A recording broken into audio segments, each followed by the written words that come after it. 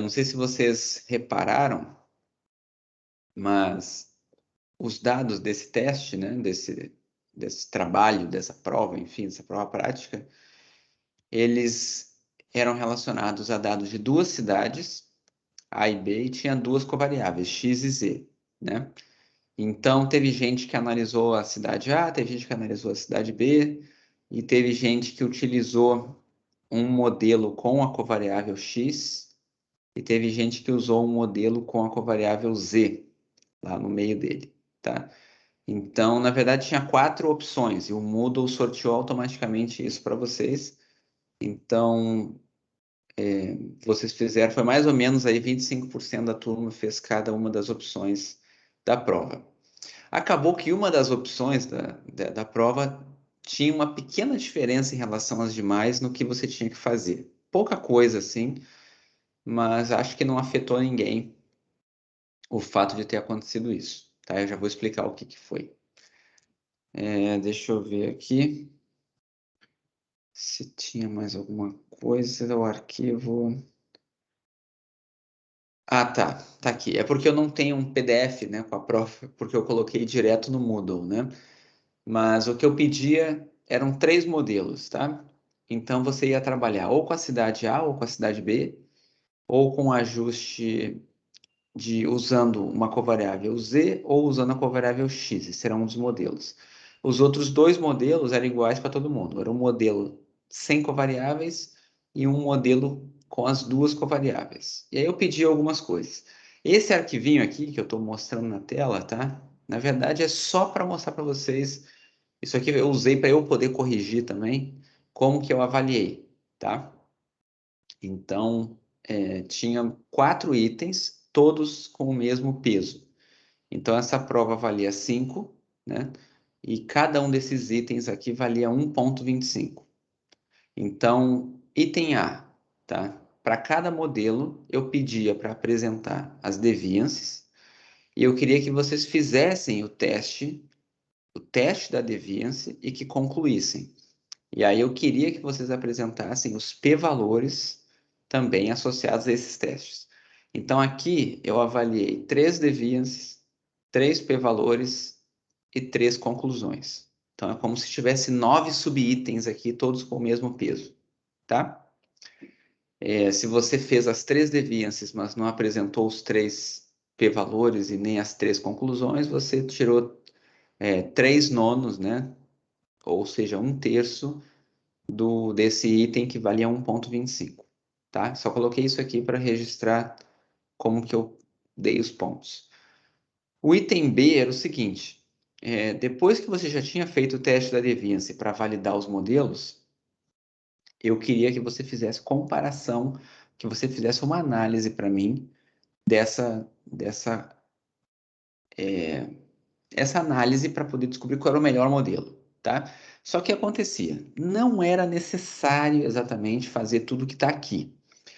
Dependendo da prova que você pegou, você não precisava fazer os testes, bastava você me dar uma conclusão lá que eu aceitava. E esse item acabava sendo apenas escrever. Você escrevia algumas coisas, você conseguia. Mas você podia fazer os testes também, tá? E se você não chegasse a essa conclusão de que não precisava fazer os testes, você tinha que fazer aqui até três testes, tá? Aqui na prática acabou virando um teste apenas. Mas ninguém errou esse teste, então isso aqui, esse item B aqui, na prática acabou sendo quem conseguiu descobrir o melhor modelo e quem não conseguiu, tá? Aí depois o item C. O item C, cadê aqui? O item C era para o modelo escolhido, tá? Que era o melhor de todos que tinha aqui. Eu queria que você testasse a significância dos coeficientes em conjunto e separadamente, então tinha que me dar lá os testes de hipótese para cada parâmetro e também para os parâmetros conjuntamente. Então, você tinha que fazer dois testes aqui. Eu tratei o teste conjunto com o mesmo peso, porque ele era um pouquinho mais chatinho de fazer, tinha que fazer na mão, do que os outros individuais. Então, eu dei o peso igual para os dois testes. Para cada teste, tinha que apresentar hipótese, coeficiente estimado, valor das estatísticas do teste, p-valor e conclusão dos testes. Então, se você fez os individuais, você conseguiu aqui até 5 itens de 10, ou seja, até 50% da questão. Se você fez o conjunto, mais 50%, e quem fez os dois, 100% da questão. E por fim, eu pedia para apresentar para mim a matriz de informação de ficha e por que tinha que apresentar ela? Porque com base nela você conseguia encontrar os intervalos de confiança de 95% para cada parâmetro, tá? Então tinha que fazer três intervalos de confiança aqui para os betas da regressão, tá? Então era uma matriz e 3 intervalos, todos com o mesmo peso, 4 itens, tá? Aqui eram as outras informações lá que eu tinha dito, né? Para me mandar um PDF único, se possível, que mandasse os comandos em txt.r. Foi isso aqui que vocês não obedeceram muito, né? Que me mandaram arquivos RMD, tá? Eu queria o HTML, caso você tivesse feito em Markdown, ou os arquivos assim. Então, por isso que deu esses probleminhas aqui, e algumas pessoas ainda estão sem nota, tá bom? Bom, eu queria, eu queria comentar alguma coisa sobre os resultados do teste. Deixa eu ver se alguém comentou alguma coisa. Não, ninguém comentou nada, tudo de boa. Ah, outra coisa importante.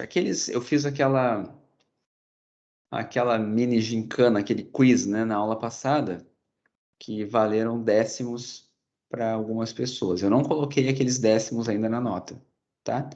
Então, se você ganhou um décimo na aula passada, você ainda vai ter um décimo somado no que está lá no portal do aluno, tá?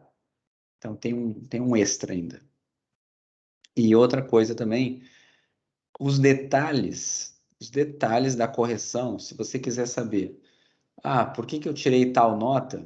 Eu vou ainda dar lá a nota no Moodle do teste, tá?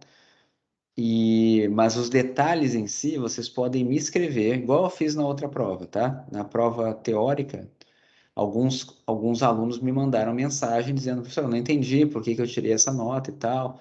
E aí eu comento a sua correção, tá? Então, se você vendo o gabarito, ainda assim, não entendeu por que que você tirou aquela nota, me escreve que eu explico, tá bom? Mas, como eu olhei a prova de todo mundo, eu vou comentar aqui no quadro algumas coisas que são importantes de relembrar. Até acho que pode ser que algumas delas vocês já sabem hoje, mas no dia que fizeram o teste, a prova não sabiam. Mas é importante eu ressaltar para todo mundo entender, ok? Para não ficar dúvidas nessa parte da matéria. Beleza? Deixa eu ver aqui. Esse aqui acho que eu já posso fechar. Depois a gente vai continuando aqui. Tá, os testes. O arquivo do R, que tem o gabarito, tá? Ele tá mais ou menos assim. Quando você abrir ele, eu vou colocar depois ele lá, você vai ter os comandos e vai ter as respostas aqui. Então, vai ter o valor da deviância, o p-valor, a conclusão do teste. Isso aqui é um gabaritozinho que eu vou disponibilizar para vocês. Então, aqui tem os intervalos, tem tudo, para quem fez as 4 provas, tá? É um arquivo único e eu vou colocar isso lá no Moodle, eu não coloquei ainda. Então, deixa eu ir para o quadro.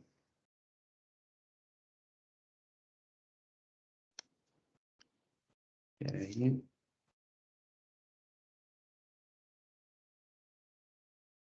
eu apagar aqui. Tá bom. Então, vamos. Primeiro, né? O teste, a primeira coisa que tinha no teste, dizia para você fazer teste da deviance, tá? Todo mundo, acho que a maioria dos alunos não teve muito problema para encontrar o desvio, a deviance no R, porque quando você roda um MLG no R, ele já dá para você a deviance residual. Então, você consegue pegar aquele valor e me dizer qual é. Ele não dá o p-valor, mas o p-valor é fácil de se obter. Eu queria comentar alguma coisa sobre hipótese, tá? Quando você faz teste da deviance, tá? É importante a gente lembrar que, peraí que hoje aqui no touch não tá lá essas coisas. Vamos ver. H0, tá? É o seguinte, você está avaliando o ajuste do seu modelo, tá? Então, você está comparando o ajuste, tá? De, aí eu vou colocar aqui M interrogação, é do tipo, né? O M1, M2, M3, o seu modelo, o ajuste de M1 é semelhante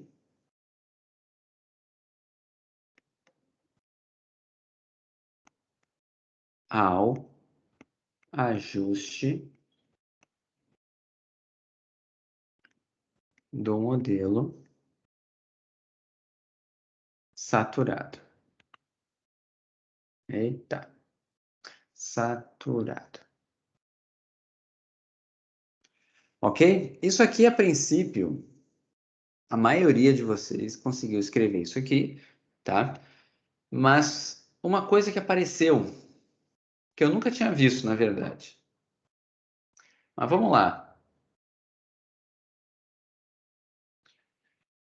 Eu posso escrever isso aqui de uma forma que eu vi. Me digam. O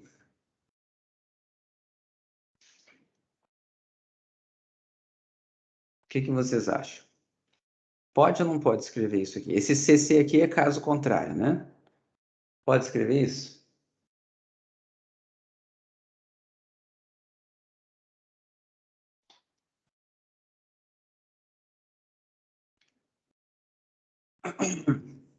Algumas pessoas estão achando que não. É porque, assim, mais de uma pessoa escreveu isso, tá? Então, eu só acho que tem algumas pessoas que podem, de repente, achar que pode escrever isso. Mas você, na verdade, é que você não pode escrever isso, tá?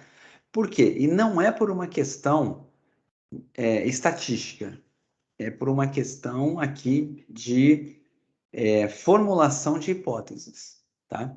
A hipótese alternativa, ela tem que ser, de fato, o oposto da hipótese nula, tá? Só que você não tem uma condição aqui na hipótese nula. A hipótese nula não é, por exemplo, dizer assim, ó, o ajuste é bom caso isso ocorre.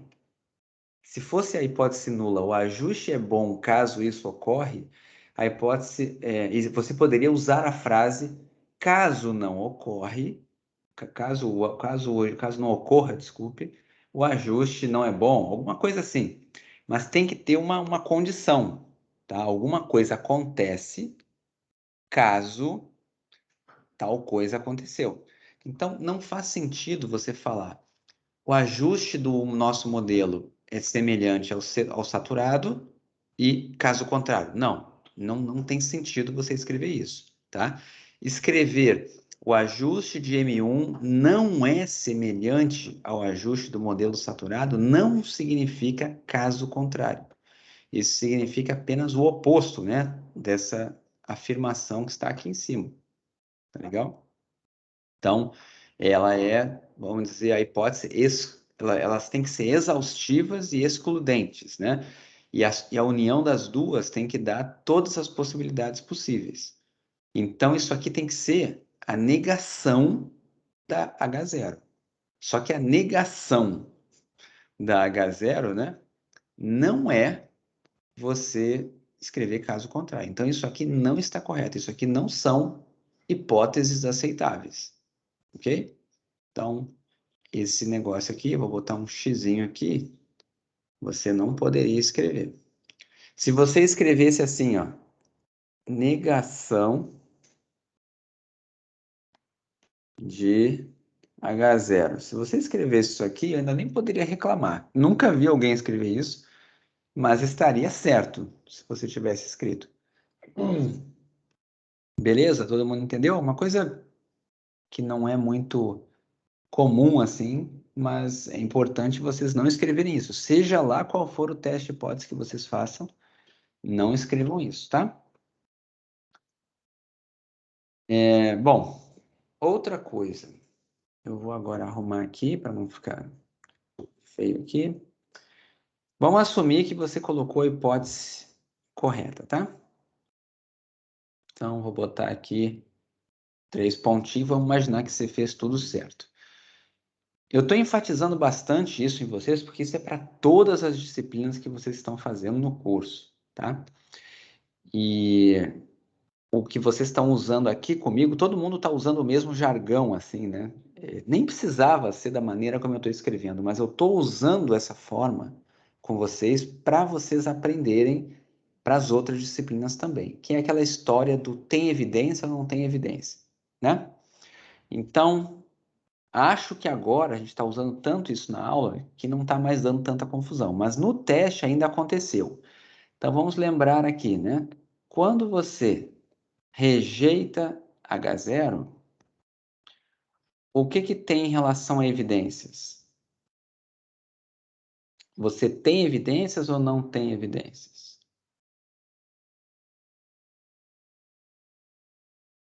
Se você rejeitou H0, tem ou não tem evidências? Tem evidências. Isso, você tem evidências. Esse ter evidências aqui, tá? É a evidência estatística que a gente chama. Tá? Se for evidências, né? Aí tem que botar. Enfim. O que importa é que tem evidência ou não tem evidência. Se rejeitou, tem. Não rejeitou, não tem. Quando você rejeita, é uma coisa mais forte do ponto de vista estatístico do que quando você não rejeita. Por quê? Porque quando você rejeita, você encontrou alguma coisa nos dados que está contradizendo H0. Quando você não rejeita, é porque você não encontrou nada nos dados que contradiga H0. Então, esse fundamento aqui, tá? É o que faz, por exemplo, você. O que acontece se você fizer 3 testes de normalidade e 2 não rejeitarem a hipótese de normalidade e um rejeitar? O que você tem que fazer? Vou repetir, tá? Você está lá em modelos lineares, você está em qualquer outra disciplina, você vai fazer um teste de normalidade nos dados. A hipótese nula é: os dados têm distribuição normal. Você faz 3 testes diferentes. Você faz teste de Kolmogorov-Smirnov, faz teste de Shapiro-Wilk e faz teste de White, que era um outro que tinha lá. Você faz 3 testes. 2 deles você não rejeita H0 e um deles você rejeita. O que você deveria fazer? Você fez 3, eles estão dando coisas diferentes. Qual deveria ser, então, a sua conclusão estatística? Seria rejeitar a normalidade ou não rejeitar a normalidade? Como os testes têm poder finito, eles não têm certeza de tudo, você pode fazer e dar um falso positivo. Então, você vai para a dúvida de que é uma normal. Se você rejeita a normalidade em um, você considera que todos deveriam ter rejeitado. Eventualmente, aconteceu um falso positivo nos outros que eles não rejeitaram. É, tá 99, 90% certo o que você falou, tá? A decisão tá certa, que você falou, tem que fazer isso mesmo, você tem que rejeitar, tá? Agora, por que que a gente acaba fazendo isso? Porque os testes têm diferentes poderes. Aquela história do poder do teste, o que que é o poder de um teste? Se alguém perguntasse para vocês, né? O que que é o poder de um teste de hipótese? É a probabilidade dele rejeitar a hipótese nula. É como se fosse qual é a força que ele tem, qual é a capacidade que esse teste tem para rejeitar uma hipótese, certo? Tem testes que são mais poderosos e testes que são menos poderosos. O teste de Shapiro-Wilk é mais poderoso para rejeitar a normalidade do que o teste de Kolmogorov-Smirnov, certo? É como se fosse num julgamento, né? Em que estão tentando descobrir vestígios de um assassino numa cena do crime, e alguns peritos vão lá, fazem uns testes e falam: Ó, não encontrei nenhuma evidência de que esse suspeito esteve naquele local. Significa que esse cara é inocente? Não, você apenas não consegue rejeitar a hipótese de inocência dele, certo? Se você vem com um perito lá que faz um teste de DNA usando amostras do local, e o teste de DNA é muito mais poderoso do que as amostras que foram coletadas pelos outros peritos, você vai estar fazendo um teste mais poderoso. Se os peritos que usaram testes de DNA encontrarem evidências de que o cara esteve na sala, não me interessa o que os outros peritos fizeram. Porque esses peritos que usaram DNA usaram uma técnica que tem maior poder de detectar, né, que a hipótese nula é falsa, que a hipótese de inocência do cara é falsa. É isso que é a base do teste de hipótese. E a confusão no mundo, né, que se deu, uma das confusões no mundo que se criou por causa dos testes de hipótese, no mundo aplicado, né, uma foi os 5%. 5% deu muita confusão até hoje. Mas a outra que tem é essa, exatamente, de você, quando rejeita ou não rejeita, tratar da mesma forma. E não é bem assim, tá? Bom, inclusive o nome, né? Não rejeitar, a gente evita falar aceitar H0 só por causa do medo de más interpretações. Mas como eu já falei para vocês podem falar aceito e rejeito H0. Só tem que lembrar que quando rejeita tem evidência, quando aceita não tem evidência, tá? Então isso aqui é uma coisa que ainda apareceu na prova, tá? De algumas pessoas que rejeitaram e falaram que não tinha evidência e pessoas que não rejeitaram e falaram que tinham evidências. Muito cuidado quando for escrever essas coisas, tá? Mas ok, isso aqui é como se fosse assim, a conclusão estatística, né? A conclusão estatística de um teste de hipótese é rejeita ou não rejeita. Tem evidência ou não tem evidência contra H0. Ponto. Mas e na prática, o que você vai fazer? Depois que você fez isso aqui, você vai ter que tomar uma decisão, tá? Nesse caso aqui, ó, se você tem a evidência contra H0, você vai ficar com H1. E se você não tem evidência contra, você fica com H0. Então, eu vou colocar aqui uma outra continuação, né? O que acontece depois? Aqui, você fica com... aqui você rejeitou, né? Então, se você rejeitou, você fica com H1. Aqui, você fica com H0. O grande problema aqui, né, é que no fim das contas, as pessoas acabam focando muito nessa parte aqui do que você faz e esquecem um pouco se você tinha ou não tinha evidência. Só fica com as hipóteses, tá? Por exemplo, vou assumir que meus dados têm distribuição normal, tá? Ou não vou assumir que meus dados têm distribuição normal. É o que você vai fazer na prática. Agora, por que você tomou essa decisão tem pesos diferentes, tá? E aí, agora vem a outra parte, né? Não diga, evite dizer a seguinte frase. Se fosse um teste de normalidade. Vamos imaginar que você rejeitou H0, você tem evidência estatística, você vai ficar então com H1, que é a hipótese de que os dados não têm distribuição normal, mas evite dizer a frase, logo os dados não são normais, certo? Ou dizer, logo o modelo tal é o modelo correto, certo? Evitem usar esse tipo de palavra, tá? Você até pode dizer assim, logo vamos ficar com o modelo tal, logo vamos optar pelo modelo tal, logo vamos assumir que a normalidade não está presente, tá? Lembrem sempre que a gente vive no mundo da incerteza. Seja lá o que você faça usando estatística, evite as frases que têm certeza absoluta das coisas, tá? Então são essas três coisas aqui que são importantes de lembrar, tá? O que faz aqui, né, quando aceita ou rejeita, se tem ou não tem evidência. Depois, o que acontece depois que você rejeitou ou não rejeitou, o que você acabou decidindo. E a terceira coisa é evitar essas frases contundentes, vamos dizer assim.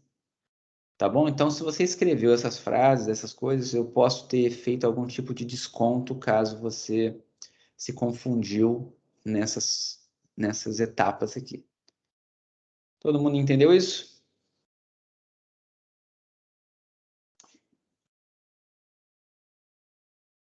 Dúvidas? Tá? Eu não vou dar, como eu falei, a resposta aqui, mas basicamente o que você fazia? Eu não vou dar os números, tá? Mas quando você estava testando seus modelos, né? Você tinha que ver se a deviance fosse extrema, você rejeitava H0. Então você acabava não validando o modelo que você estava testando. É como se você dissesse assim: tenho evidências contra essa hipótese. Que hipótese? A hipótese de que o ajuste dele é tão bom quanto o do saturado. Se você não rejeitasse H0, você não tinha evidências contra essa hipótese. Você validava o modelo, mas não quer dizer que você tem evidência de que ele é bom. Você só não tem evidência de que ele tem um ajuste diferente do modelo saturado. É basicamente isso que era a letra A do teste. Ok? Então tá. Deixa eu pegar aqui para eu lembrar. A letra B. Ah, tá. Faça testes para escolher o melhor modelo. Então vamos lá. Primeiro, a gente tinha 3 modelos, tá? Modelo 1, modelo 2 e modelo 3. Outra coisa também que vocês não me ajudaram muito, né? Foi o fato de que vocês renomearam os modelos.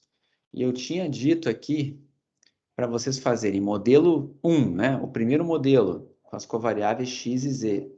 Depois um segundo modelo com a covariável z ou a x e um terceiro modelo sem covariáveis. Aí algumas pessoas chamaram de o primeiro modelo os 100 covariáveis, o segundo esse aqui e o terceiro esse daqui. Aí mudou a ordem, isso também me atrapalhou na hora de corrigir.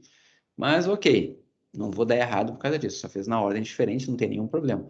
Até entendo que a intuição seria escrever dessa forma, né? M0, M1, M2, né? M0 sem ninguém, M1 com uma covariável, M2 com 2 covariáveis. Poderia ter feito assim.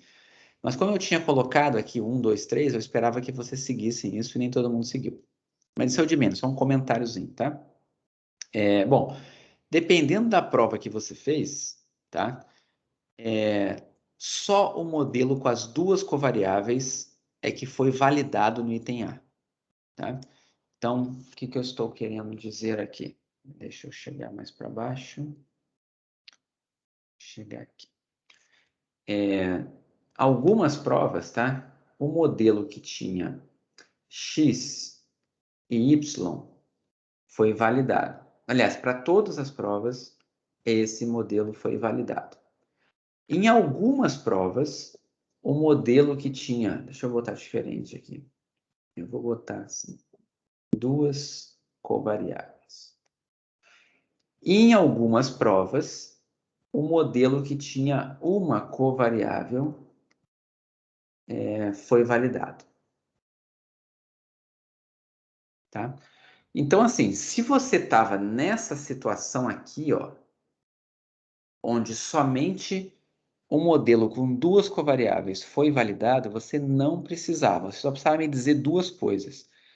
Os modelos eram aninhados, tá? Isso era uma coisa que você podia fazer. E a segunda coisa era dizer, se 2 deles não foram validados, eu não tenho por que compará-los com o que foi validado. Eles vão perder. E é certo, isso acaba acontecendo. Então, você já poderia dizer assim, com base no item anterior, eu posso ficar com esse modelo aqui como sendo o melhor modelo. Poderia ter feito isso. Se a sua prova tinha o modelo com uma covariável sendo também validado, você tinha que fazer um teste adicional aqui, tá? Que era o teste da diferença das deviances, ok? Então, como eu disse, não teve ninguém que se complicou com relação a isso, foi aleatório isso aqui, tá? Algumas pessoas tiveram que fazer essa análise, outras não, mas você basicamente fazia a diferença das deviances e comparava numa Q quadrado com 1 grau de liberdade. E você ia descobrir que o modelo com 2 covariáveis era melhor. Essa diferença aqui, ela dava maior, a diferença das deviances era maior do que 10. Não lembro de cabeça o número. E o valor da Q quadrado que tinha que comparar era 3 e alguma coisa, porque era uma Q quadrado com 1 grau de liberdade. Então, esse valor aqui era um valor extremo na Q quadrado, você rejeitava a hipótese nula. Qual era a hipótese nula?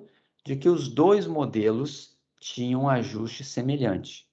Você rejeitava a hipótese nula. Então, qual era a conclusão? Você tem evidências de que os ajustes não são idênticos, tá? De que os dois modelos não têm ajustes semelhantes. Se eles não têm ajuste semelhante, vale a pena investir no modelo mais complexo. É basicamente isso. Então, seja lá qual foi a prova que você fez, você tinha que concluir que esse aqui era o melhor modelo, o modelo que tinha duas covariáveis. Tá? O item B era basicamente chegar a essa conclusão. Tá? Ok? Se você tiver dúvidas em relação aos números, depois eu vou deixar tudo pronto para você. Tá? Vamos lá, letra C. Teste a significar. Agora, tudo isso aqui agora era para o modelo que tinha sido o melhor, o modelo que tinha duas covariáveis. O que tinha que fazer? Você tinha que testar a significância dos coeficientes em conjunto e em separado. Tá? Então, para fazer em separado, bastava você dar um summary, né? Se você tivesse um summary no GLM, lá do R, você tinha as estimativas dos coeficientes, você tinha os erros padrões, você tinha a estatística de Wald lá prontinha, tinha os p-valores, você só precisava escrever as hipóteses e as conclusões, tá? Então, vamos lembrar aqui quem são essas hipóteses, né? No teste individual, sempre vai ser beta K, peraí, gente, beta K igual a zero contra beta K diferente de zero. Esse daqui, você ficava com 3 testes. Eita, peraí. 3 testes desse tipo aqui. Tá? Para o intercepto e para os outros dois coeficientes. Para o coeficiente da variável x e para o coeficiente da variável z. Em todos eles, elas eram significativas, ou seja, você rejeitava a hipótese nula de que o coeficiente era zero. Tá? Quando você está no teste conjunto, é importante que tenha alguns detalhes. No teste conjunto, a hipótese nula é todos os coeficientes são iguais a zero. Tá? E na hipótese alternativa, não é que todos não são iguais a zero, não é algum deles, basta um deles, ou um, ou dois, ou três, ou todos. Basta um não ser zero, que você já vai rejeitar a hipótese nula, certo? E nesse caso aqui, você tinha 3 parâmetros, você tinha que comparar numa Q quadrado, no teste conjunto, uma Q quadrado com 3 graus de liberdade. E você chegava numa estatística que era mais de 1000, tá? Era 1200 e pouco, ou era 1300 alguma coisa o valor dessa estatística. Acho que em todas as provas dava 1300 alguma coisa. Tanto para a cidade A quanto para a cidade B. Então, é um valor extremamente extremo é ótimo, né? Ele era um outlier muito extremo, tá? Então, assim, você rejeitava a hipótese nula. Qual era a conclusão fazendo o teste conjunto, né? A gente tem evidências de que pelo menos um dos betas não é zero. Essa é a evidência que a gente tem. A gente tem alguma evidência contra essa hipótese de que todos são zero. Mas cuidado na hora de escrever para não falar assim. Logo, temos evidência de que todos os betas são significativos. Teve algumas pessoas que escreveram isso. Cuidado, tá? Você tem evidência de que pelo menos um é significativo. É a evidência que você tem contra H0. Ok? Que ser contra H0 significa dizer pelo menos um é diferente de zero. Então, os testes conjuntos eram isso. Tá? E tinha que escrever também as hipóteses, acho que não tinha muito o que falar aqui. No MLG, no GLM do R já sai pronto isso. Tá? Bom, que mais? E o item D. Escrever a matriz de informação de Fisher, eu tinha exemplos na aula, né, de como que fazia isso. Deixa eu até colocar aqui no R. Tem como tirar isso direto do GLM do R, mas eu tinha dado para vocês algum script meu anterior, alguma coisa que usava aquelas derivadas, né? A matriz W. Acho que a maioria de vocês conseguiu, porque no final você precisava do quê? Da matriz de planejamento, você precisava da matriz W, aquela que era diagonal, e, novamente, a matriz de planejamento, porque era x' WX. Era isso que era a sua matriz de informação de Fisher, tá? A maioria de vocês conseguiu fazer isso. E depois, para fazer os intervalos de confiança, tinha que lembrar que você precisava inverter essa matriz, tá? Então, algumas pessoas se perderam nessa parte. Para descobrir como é que faz o intervalo de confiança, você precisava da inversa da matriz de informação de Fisher, e aí você pegava o respectivo elemento da diagonal e tirava a raiz quadrada. Então, aqui tem mais ou menos como que funciona isso. Você tinha a estimativa dos betas, era o intervalo de 95%, então era mais ou menos 1,96, vezes a raiz quadrada do elemento da diagonal da inversa da matriz de informação de Fisher.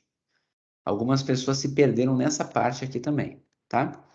Outra coisa importante é que você podia fazer o intervalo de confiança sem usar isso aqui, sem estar construindo na mão dessa forma com a matriz de informação de Fisher. Eu botei a matriz de informação de Fisher que eu queria que você seguisse esse caminho, mas não era obrigado, porque você podia fazer isso aqui, ó, tá? Olhando a saída do GLM, né, você tem o erro padrão, você tem a estimativa pontual. Basta você fazer estimativa pontual mais ou menos 1,96 vezes o erro padrão. E você já tinha o intervalo de confiança, tá? Mas como eu pedi a matriz de informação de Fisher, esses números que estão aqui, ó, esses erros padrões aqui, ó, na prática, era o que eu queria que vocês enxergassem da onde ele vem, né? Da onde eles vêm. Por isso eu pedi a matriz de informação de Fisher, tá? Que era a raiz quadrada da diagonal da inversa da matriz de informação de Fisher, é que dá para a gente esses erros padrões. Ok? Acho que não tinha mais nada assim de muito relevante. As notas foram bem mais altas nesse teste do que no anterior. Vocês tiveram mais tempo, enfim. Ele fez o papel quase que de uma listinha curta para ser entregue rapidamente, tá? Era essa a ideia. A gente vai ter ainda um outro teste, tá? Mas ele não vai ser nem parecido com o primeiro, nem parecido com o segundo. Vai ser diferente dos dois. Por quê? Porque vai ser uma coisa no Moodle, mas não vai precisar você ficar rodando nada. Vai ser mais de uma análise aplicada que eu vou fazer, perguntas aplicadas, mas nada que tenha que ficar demonstrando. Então, não chega a ser uma prova teórica e também não chega a ser uma prova prática. Vocês não vão precisar rodar, vocês vão ter que analisar. É uma prova de análise, vamos dizer assim, de análise de um modelo que alguém rodou, tá? E a gente vai fazer essa prova em agosto. Mas eu vou primeiro ver quando que a gente vai terminar a parte do modelo de Poisson, e aí a gente marca com 2 semanas de antecedência. Então, não vai ser na semana que vem nem na outra, tá? Mas pode ser que na semana que vem eu marque para daqui a 2 semanas, tá? Para daqui a 2 semanas com referência na semana que vem, tá? Então, seria daqui a 3 semanas. O mais provável é que seja daqui a 3 semanas, tá bom? E ele não vai valer metade da nota, não. Vai valer um pouco menos, tá? Bom, era isso, tá? Que eu queria falar de feedback do teste e vocês podem me tirar dúvidas comigo sobre questões específicas de como que vocês foram, me mandando mensagem e não esqueçam aqueles que eu pedi os códigos novamente para me mandar por e-mail, tá? Deem uma olhada que eu mandei uma mensagem lá pelo Teams para vocês me responderem, tá? Manda para o meu e-mail do Gmail ou pode ser do IBGE também, mas do Gmail é mais rápido, que eu vejo isso, já arrumo a nota de vocês lá no portal do aluno. Tudo certo? Beleza? Tá. Então é o seguinte, deixa eu fechar aqui as coisas que não precisa mais de hoje. Deixa eu ver isso aqui. Não precisa. Não, vou deixar R, sempre bom deixar aberto, né? Aula passada, a gente estava falando desse exemplo aqui da Dobson, com os códigos que a Aline tinha feito, e eu pedi para vocês replicarem esse gráfico aqui e interpretar os coeficientes. Só para eu saber, alguém conseguiu replicar esse gráfico?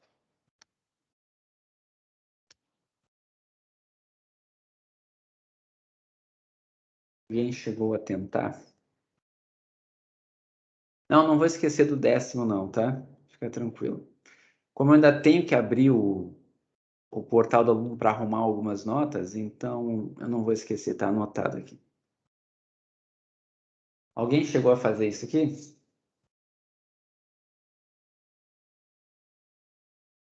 Não acabei o material 10 na última aula, tá? A gente está nele ainda. Mas esse aqui é o último slide do material 10, porque dava para fazer com o que a gente fez na aula passada. Alguém fez ou não? Não conseguiu? Tá. Eu vou comentar isso hoje, então. Deixa eu ver que horas são aqui. 8h46. Tá, vamos focar aqui nessa análise, mas antes de eu chegar nessa análise, até porque vai precisar interpretar os coeficientes, né? Eu quero voltar para a gente... Eu tinha parado... Cadê? Aqui. Eu tinha comentado no modelo de regressão Poisson, falei como é que era o modelo, falei que era para taxa, falei que tinha o offset, né? Lembra do offset? Estava em algum lugar aqui. Aqui, ó, que eu comentei do que era o offset. Mas eu não cheguei a dar um exemplo de como é que era a interpretação. Dá para vocês tentarem fazer isso meio que de cabeça, mas eu vou agora focar com mais detalhes nessa interpretação e aí a gente vai interpretar esses dados, tá? Esses dados não, essas análises, os coeficientes. Então, peguem o que vocês rodaram da aula passada, tá? Para poder interpretar esse exemplo que a gente vai olhar agora aqui, tá? Mas antes de vocês focarem nessa interpretação, vou fazer uma genérica aqui com vocês, tá? Primeiro, eu não lembro se eu comentei o slide 19 ou não, então eu vou comentar de novo aqui. Lembrem que para você fazer valores ajustados, tá? Também pode ser chamado aqui os valores estimados de y, né? Sempre vai ser mi-chapéu. Não importa em que modelo você esteja, você sempre vai fazer o valor ajustado de y como o mi-chapéu associado à iésima observação. E aqui nesse modelo de taxas, quando você tem Poisson para taxas, sempre vai ficar NI, que era a população em risco, né? A população exposta, vamos dizer assim, que é o nosso offset, vezes aquele θ.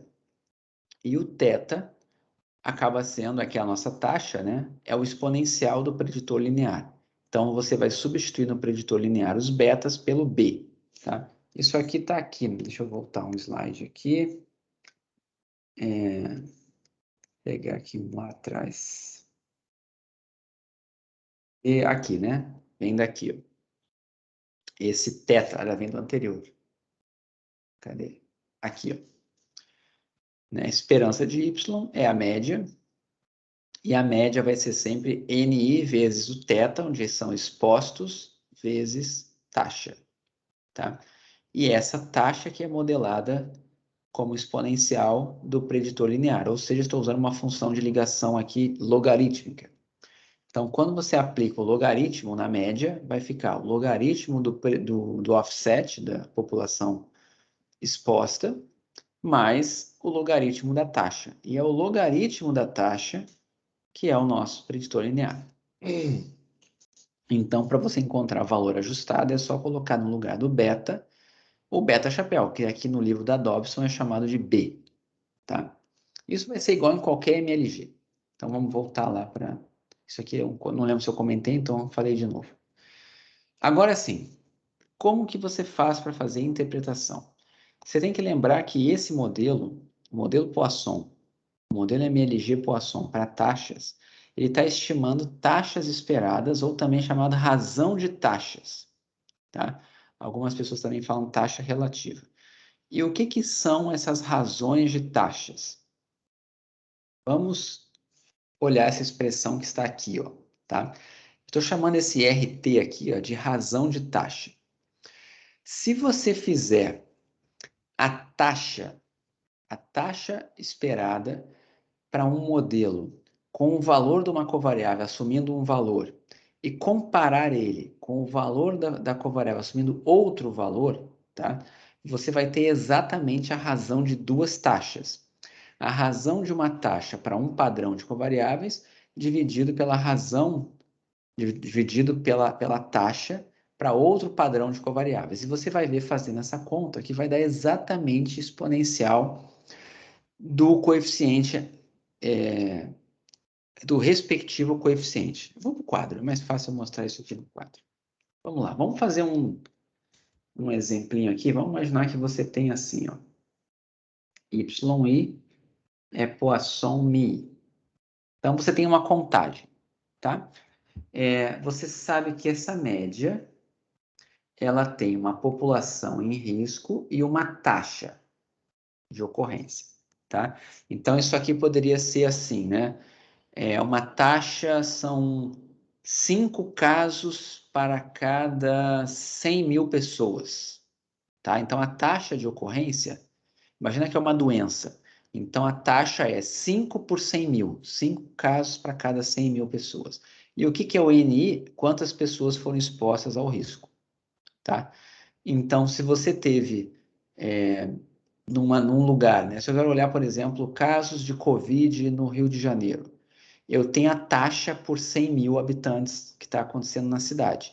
Mas quando você olha por bairro, você vai ver, tem bairros que têm a população maior do que 100 mil e bairros que a população é menor do que 100 mil. Então, você vai multiplicar esse NI aqui, a população de cada bairro, e aqui a taxa com que acontece a doença, você vai ter o valor esperado de casos em cada bairro, tá? Então, por exemplo, se você tem 5 casos para cada 100 mil pessoas, num bairro que tem 200 mil pessoas, você vai ter 10 casos esperados. É mais ou menos isso, tá? Então, esse aqui é o modelo. Só que, o que acontece? Esse modelo aqui, a gente acaba usando a função de ligação logarítmica, então ln de mi vai ficar ln de ni mais ln de θi, certo? Esse daqui que é o offset que você tem que colocar lá no R quando você for rodar um GLM. Ele vai ter que aparecer como mais um termo, né, na sua fórmula do modelo, só que ele vai vir na escala logarítmica, tá? Você vai colocar lá offset e vai escrever logaritmo de n. Ele vai entender. E aqui tem o logaritmo da taxa. Isso aqui é a log taxa, ok?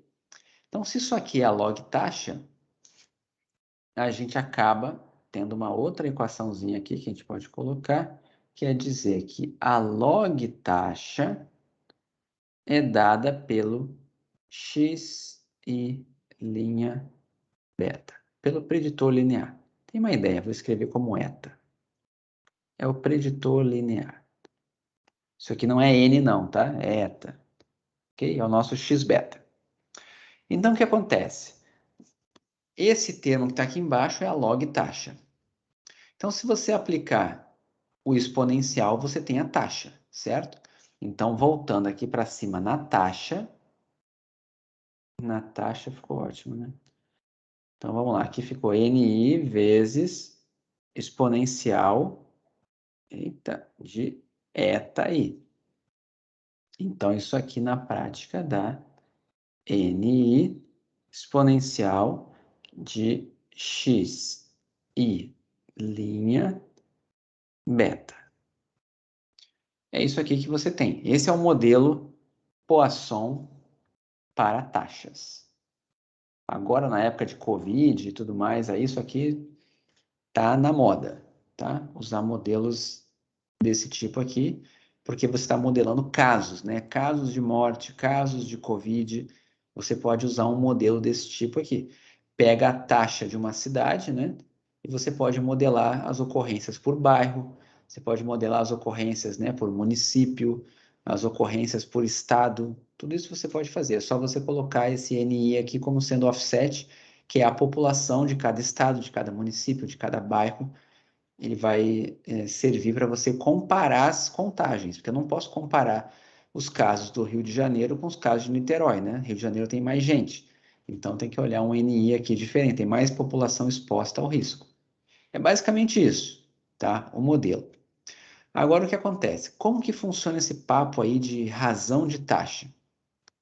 Vamos imaginar, colocar aqui, que o nosso preditor linear é simplesmente beta zero mais beta 1 x e vamos imaginar que esse xi aqui é uma variável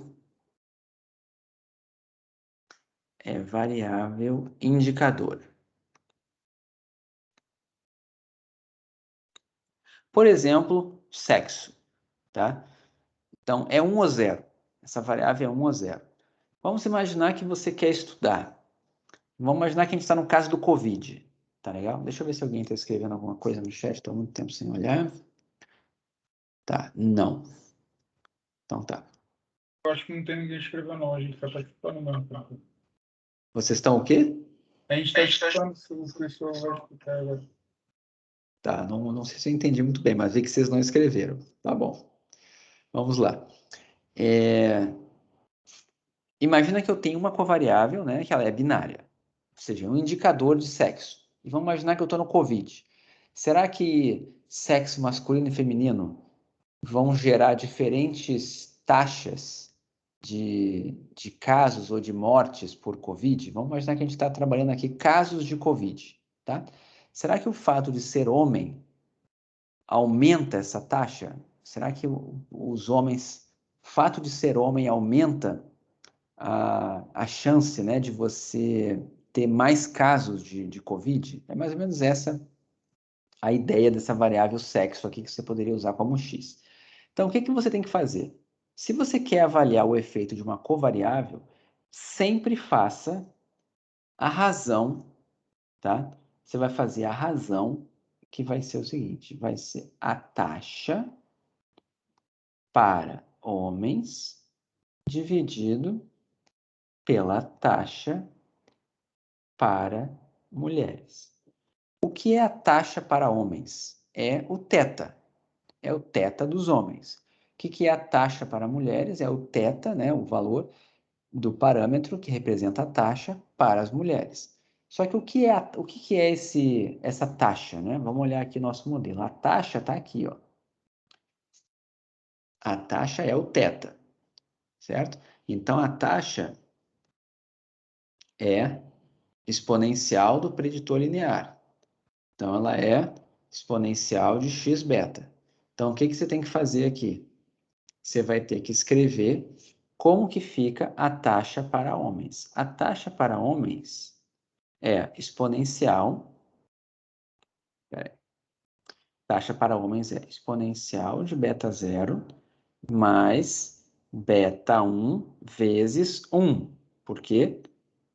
Porque é a covariável assumindo o valor 1. Tá?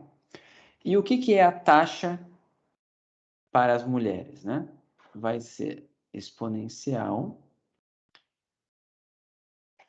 de beta 0 mais beta 1 vezes 0.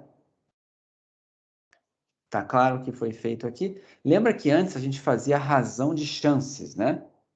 A gente fazia a razão de chances. Agora a gente está fazendo a razão de taxas, ok? Então, antes eu comparava quantas vezes aumentava a chance. Agora eu vou ver quantas vezes aumenta a taxa. Essa é a diferença do modelo logístico Bernoulli ou binomial para o modelo Poisson para taxas. Okay? Então, Então, o que que vai dar aqui, né? Você vai cortar esses beta zeros aqui, né? Esses beta zeros aqui vão sumir. Espera aí. Gente, o que está acontecendo? Tá, aqui. Os beta zeros vão sumir e tudo isso daqui vai dar simplesmente, vou botar em azul de novo, isso daqui vai dar ESP de beta 1. Tá? Deixa eu até apagar esse último que não precisa. Aqui, vamos circular esse negócio. Todo mundo entendeu da onde vem a interpretação de razão de taxa para o exponencial do coeficiente? É só você fazer a taxa para homem e embaixo a taxa para mulher. Tá? Então, é a taxa para a variável explicativa assumindo o valor 1, a taxa para a variável explicativa assumindo o valor 0. Se não fosse uma variável indicadora, se fosse uma variável contínua, seria a taxa variando uma unidade dividido pela taxa sem variar uma unidade. E também daria a ESP de beta.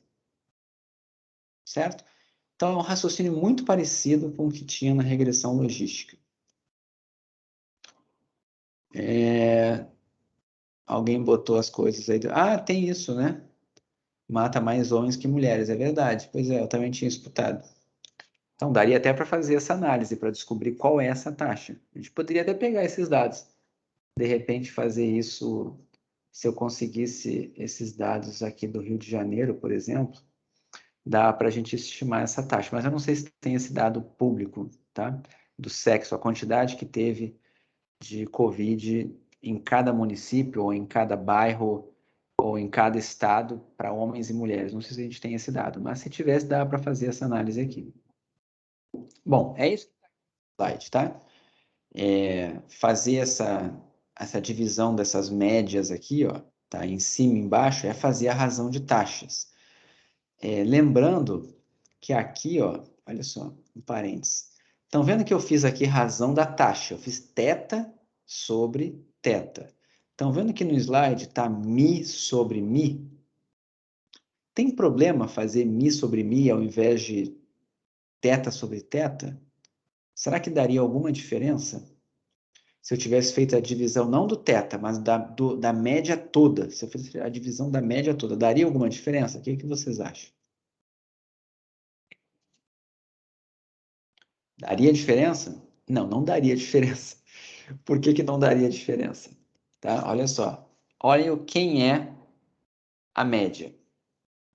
A média é n vezes a taxa, certo? Então, o que eu estou querendo dizer com isso? Que essa razão de taxas aqui, ó, se você tivesse feito a razão de médias, teria aqui na frente NI e aqui teria NI. Ele ia cortar em cima e embaixo. Tá? Então, NI vezes a taxa é a média, né? Então, a média em cima é NI taxa, a taxa embaixo é NI taxa, só que os N's cortam. Então, dá no mesmo. Por isso que a gente não chama de razão de médias. A gente chama de razão de taxas, porque o offset é o mesmo para os dois. Beleza? Conseguiram entender esse detalhe aqui? Porque no slide tá mi, ok? Mas vai dar no mesmo, utilizar mi ou utilizar o θ aqui. Ok? Tá.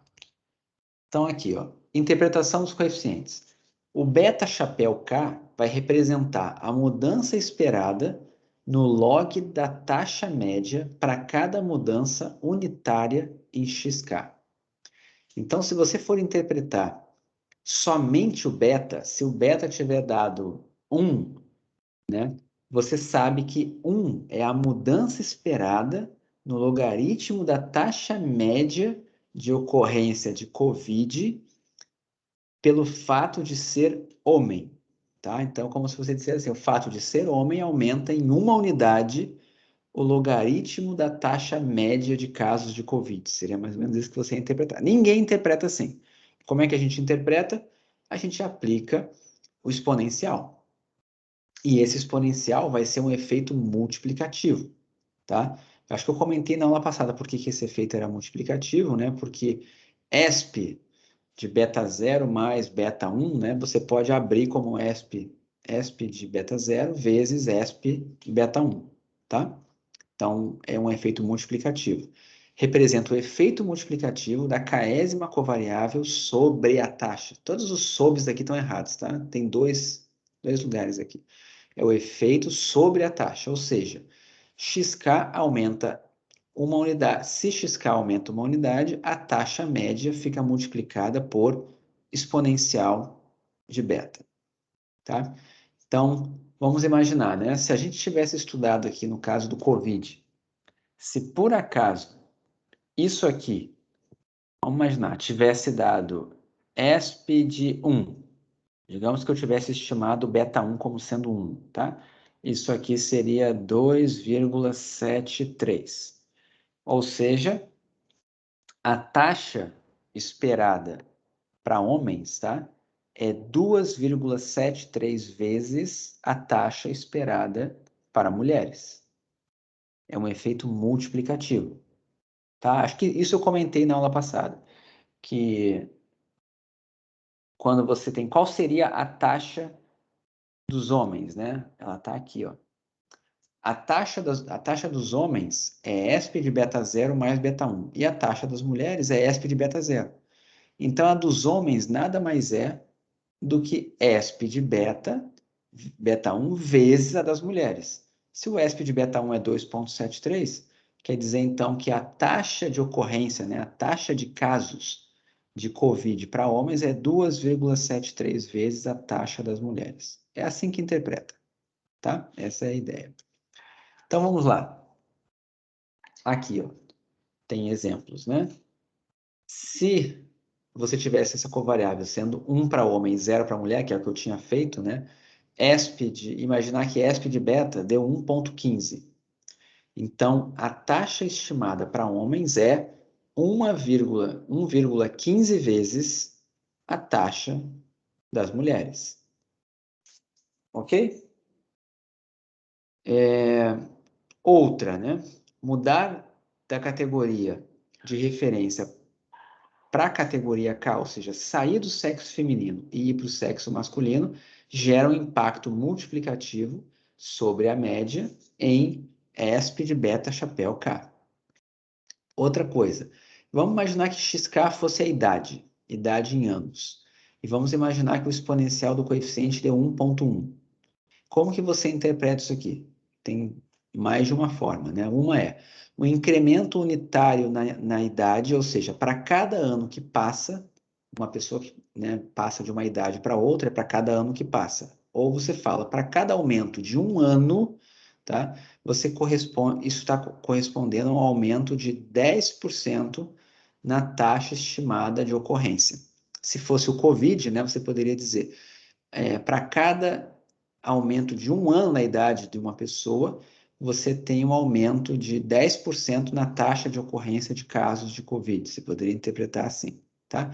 Outra que você poderia falar é, para cada aumento de um ano, você tem que o número esperado de casos é multiplicado por 1,1.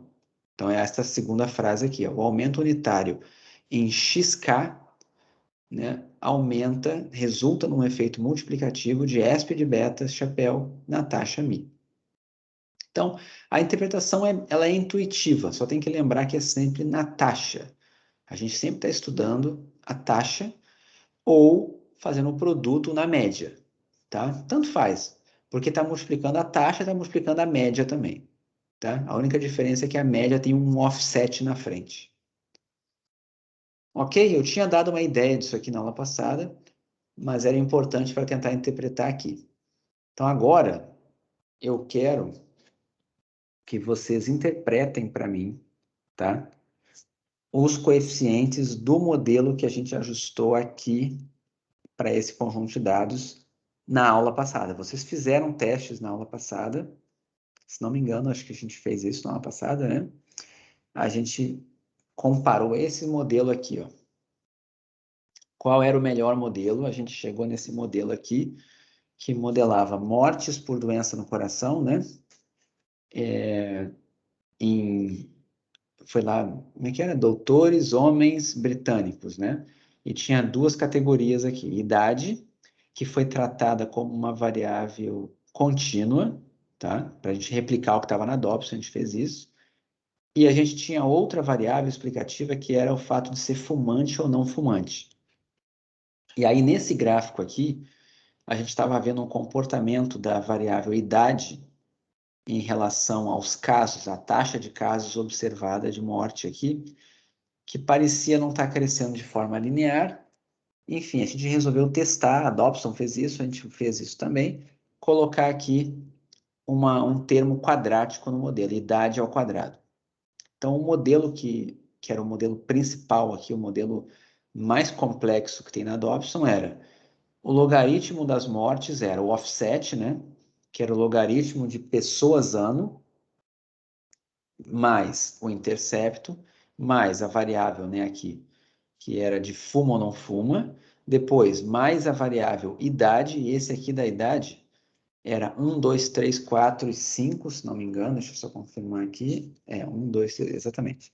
Eram números de 1 a 5, a idade ao quadrado era números de 1 a 5 ao quadrado, e isso aqui era uma interação entre fumar e a idade, como se fosse aquela coisa de que com idades baixas, o efeito de fumar é diferente de quando você tem idades elevadas, tá? E aí tinha todas as análises aqui, e se não me engano, a gente ficou com esse modelo com interação. Acho que foi isso que a gente fez. E aqui está ele, ó. Esse é o modelo. E eu queria que vocês tentassem interpretar os coeficientes aqui, tá? Queria que vocês agora tentassem fazer isso, caso não tenham feito, vocês tentassem fazer. Na aula passada a gente só olhou as deviances e comparamos as deviances e não falamos aqui desses parâmetros aqui. A gente vai interpretar eles e depois vocês vão tentar fazer isso aqui, ó. Tá? Quem não fez, a ideia é descobrir da onde vem isso aqui, da onde vem esses números aqui que geram esse gráfico, tá? Mas aí antes disso, tentem interpretar esses coeficientes aqui. Escrevam aí no chat como que você interpretaria. Vamos pegar. É que aqui você tem interação, né? Então, eu preciso que vocês interpretem com interação quem é o beta, esse 2,37, aplicando exponencial nele, esse efeito da idade ao quadrado, o de fumar, e esse daqui que era o de fumar, interação com idade, tá? Tentem fazer isso e eu sempre sugiro, escreva a razão, coloca um sobre o outro para você tentar interpretar. Deixa eu ver aqui uma coisa. Peraí. Deixa eu ver se tem os exponenciais aqui. Só tem observado, esperado? Não, não tem. Tá. Tem que fazer isso. Notem que a gente rodou esse modelo, não sei se vocês lembram na aula passada, a gente tratou essa idade ao quadrado aqui como se fosse uma variável independente da idade, tá? O modelo não sabe que elas são a mesma variável, ela foi rodada aqui como se fosse totalmente independente, tá? Então, é como se a gente analisasse o efeito linear e o efeito quadrático de forma separada. Tentem fazer. E aí vocês escrevam aí no chat a interpretação. Enquanto vocês vão fazendo, vocês têm os slides aí, eu vou só lembrar que você tem que fazer isso aqui, ó. Razão de taxa. Tem que pensar na taxa em cima e na taxa embaixo, tá? E como que faz para dar ESP de beta 1, ESP de beta 2, ESP de beta 3 e assim por diante. O que tem que acontecer? Você precisa escrever esses modelos, né? Então, vai ter aqui, você vai ter uma taxa no numerador e você vai ter uma taxa no denominador. Tão esquisito falar uma taxa, né? Toda hora na minha cabeça aqui, sei lá. Enfim, esqueço. Vamos lá. Uma taxa. Pronto. E aqui. Lembrem do modelo, tá? Como que é a cara do modelo. Lembrem que fumar é apenas 1 e 0. E a idade, a gente tem a categoria de referência como sendo... Aliás, não tem categoria de referência. A idade aqui tá como uma variável contínua, indo de 1 a 5, tá? E para interpretar da maneira como foi rodado aqui, você precisa tratar como sendo independente essas duas variáveis. A idade e a idade ao quadrado estão como sendo variáveis independentes uma da outra. Tá? Então vamos estudar primeiro o efeito da idade. Depois a gente vê o efeito da idade ao quadrado. Tá? É meio esquisito. Acho que esse da idade ao quadrado é mais uma correção, né?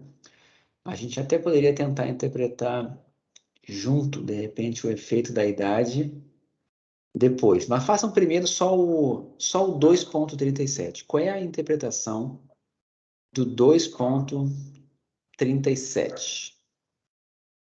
Como que ficaria?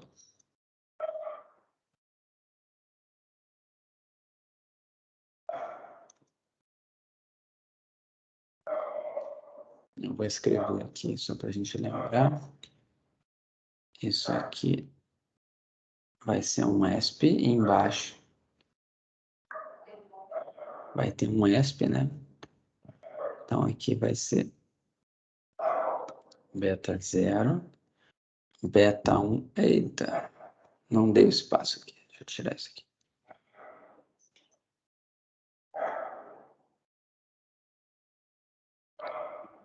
Beta 1 vezes ex mais beta 2 vezes ex 2 mais beta 3 vezes smoke. E ainda tem aqui um beta 4 ex smoke. Vai ter, vou botar assim só para lembrar que você precisa fazer essas comparações, tá? Mas depois a gente vai substituindo. Beta 0. Eu vou botar igual, mas é só para a gente ir guardando na cabeça.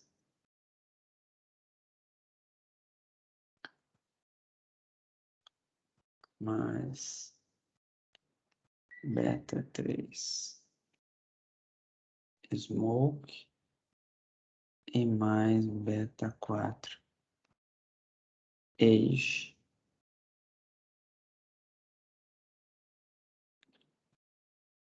smoke.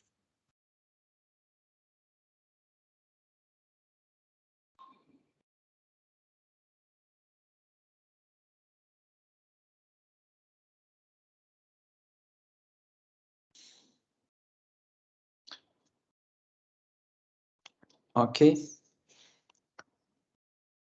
Tem que lembrar de olhar sempre isso aqui e depois ficar substituindo em cima e embaixo, né? Para tentar interpretar.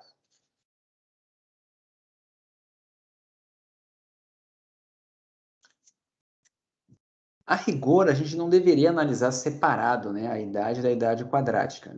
Mas eu vou primeiro fingir que elas são independentes e depois a gente faz a análise conjunta verdadeira delas aqui. Como que você interpretaria, tá? Então, vocês vão precisar fazer exponencial desses números aqui, tá? Do 2,37, do menos 0,19, do 1,44 e do 0,30. Vocês vão precisar. Mas vamos fazendo um de cada vez aqui.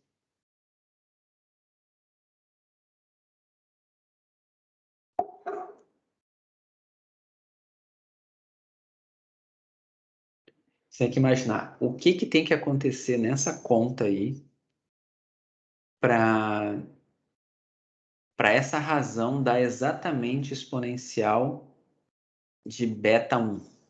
Para essa razão dar exatamente exponencial de beta 1, o que teria que ser colocado em cada um dos valores das covariáveis que estão ali em cima? Tá claro isso? Não sei se fica muito claro. Espero que fique, tá, gente?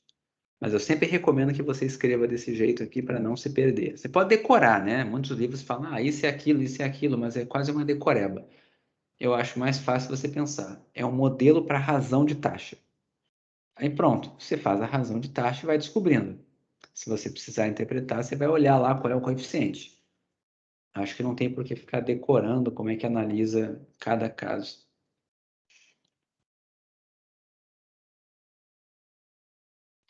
Por que usamos idade quadrática? Então, a Dobson sugere isso, tá? Ela sugere por causa disso aqui, ó. Eu tenho umas críticas nisso aqui, tá? Primeiro é o seguinte, estão vendo que aqui está colocado idade? A idade está aqui, e aqui as mortes, a taxa observada de mortes. Então, o que foi feito? Eles pegaram aqui, para a idade de 35 a 44 anos, morreram quantas pessoas? 34 num universo aqui de 52 mais 18 de 70 mil. Então, são 34 por 70 mil é a taxa, e ele está multiplicando por 100 mil, tá? Ele fez essa conta, então foi 34 em 70 mil vezes 100 mil, deu o valor aqui, tá? Aliás, aqui acho que ele não fez isso não, ele fez duas cores, ele fez diamantes e bolinhas, né? Então ele fez para um e para o outro. Ele fez primeiro para fumante, então foi 32 dividido por 52 mil vezes 100 mil, e 2 dividido por 18 mil vezes 100 mil. Isso gerou esses dois numerozinhos aqui, ó. Tá? O que ele está vendo? Não está crescendo de forma linear, tá vendo? Isso aqui não está crescendo de forma linear. Mas só esse fato não justifica usar o termo quadrático, porque eu não estou fazendo relação linear, a gente está fazendo modelos com ligação logarítmica, né? Então, se isso aqui cresce igual a uma exponencial, quando eu aplicar o logaritmo, isso aqui vai crescer igual a uma reta, certo? Então, o fato de crescer dessa forma, parecendo uma parábola, não quer dizer que você tem que botar o termo quadrático.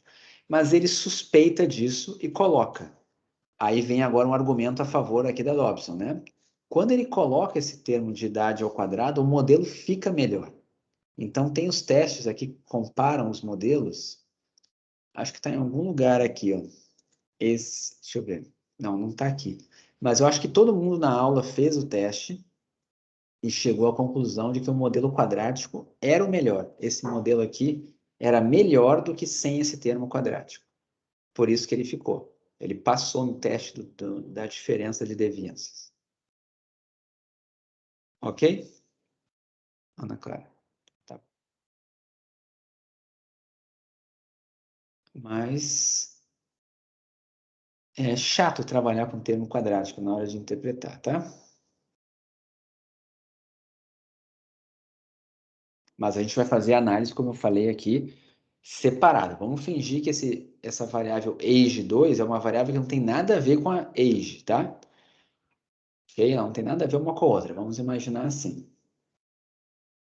Que isso não complica bastante a vida. Eu vou tentar mostrar como que isso complica, tá?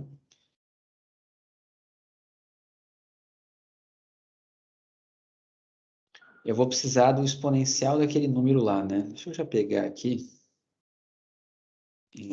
Cadê o exponencial desse número? 2,37648.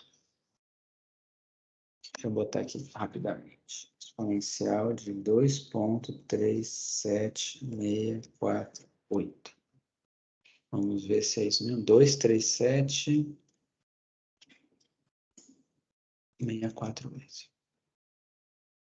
10,76 é o que está dando aqui o coeficiente, né, beta 1, só que na escala exponencial. O ESP de beta 1 está dando 10,7. O que significa 10,7? Ou 10,8 arredondando, né? Como que você interpretaria o 10,8 nesse contexto aqui, ó, de mortes por doença do coração, depois de 10 anos, né, entre esses homens aqui britânicos? O que significa aquele 10 lá? Lembrando que a idade, né, foi categorizada em 1 representa essa faixa, 2 essa faixa, 3 essa faixa, 4 essa faixa e 5 essa faixa etária. Então, são números de 1 a 5. Como que interpreta o 10,8? Vamos ver.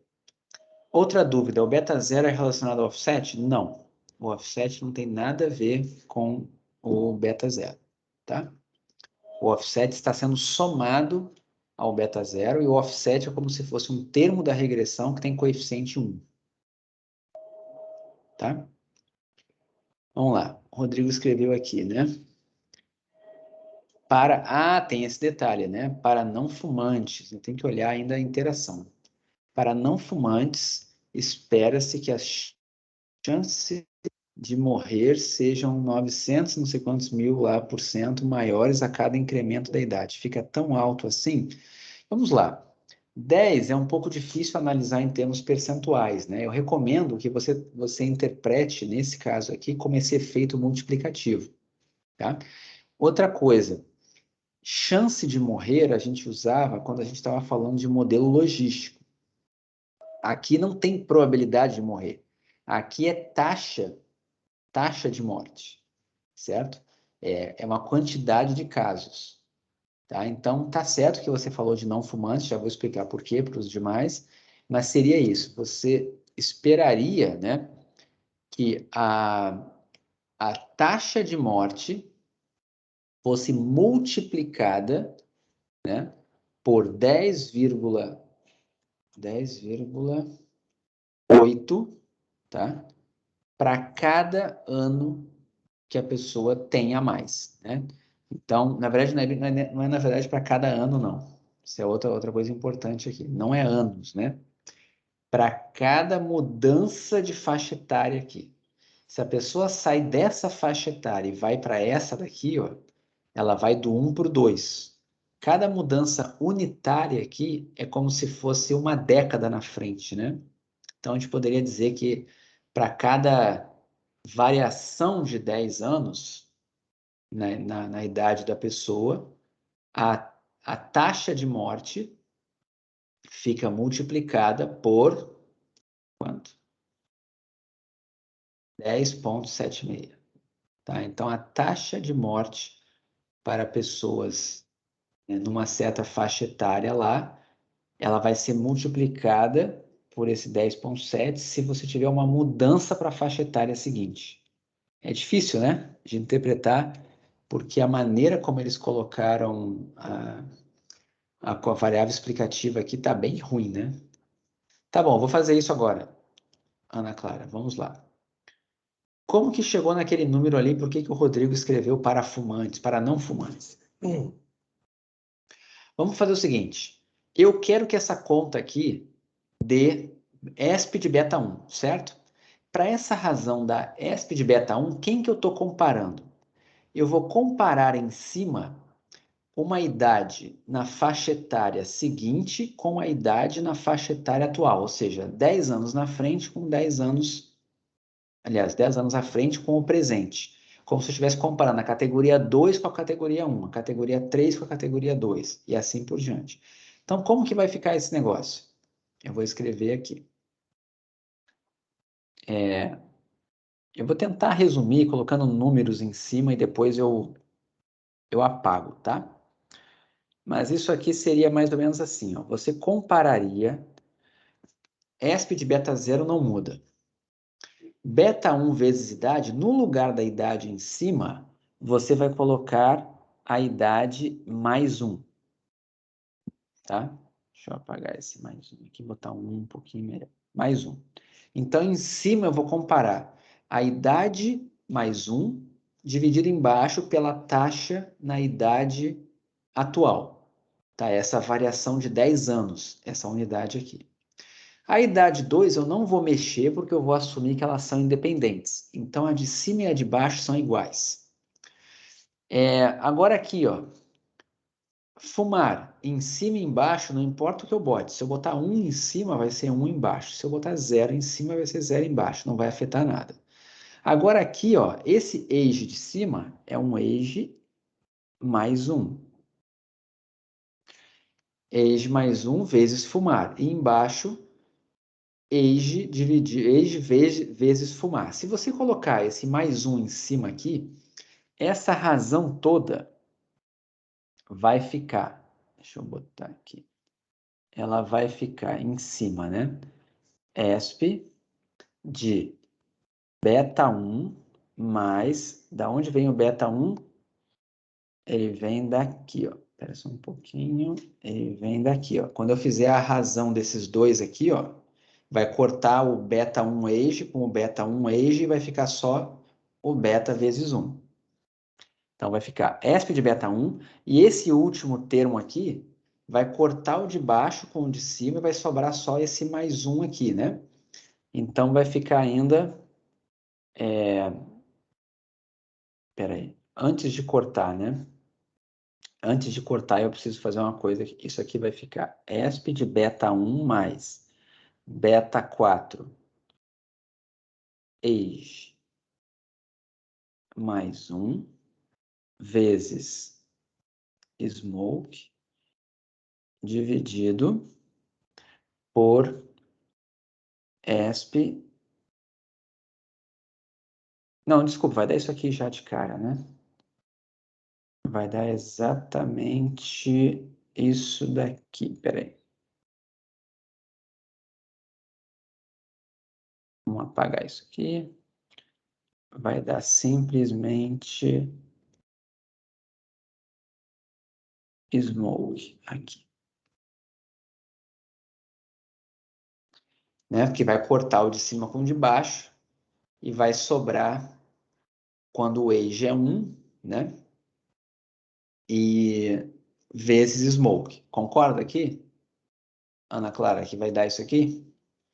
ESP de beta 1 mais beta 4 vezes a variável smoke. Todo mundo entendeu essa razão aqui? Querem entender, pessoal, o que eu fiz?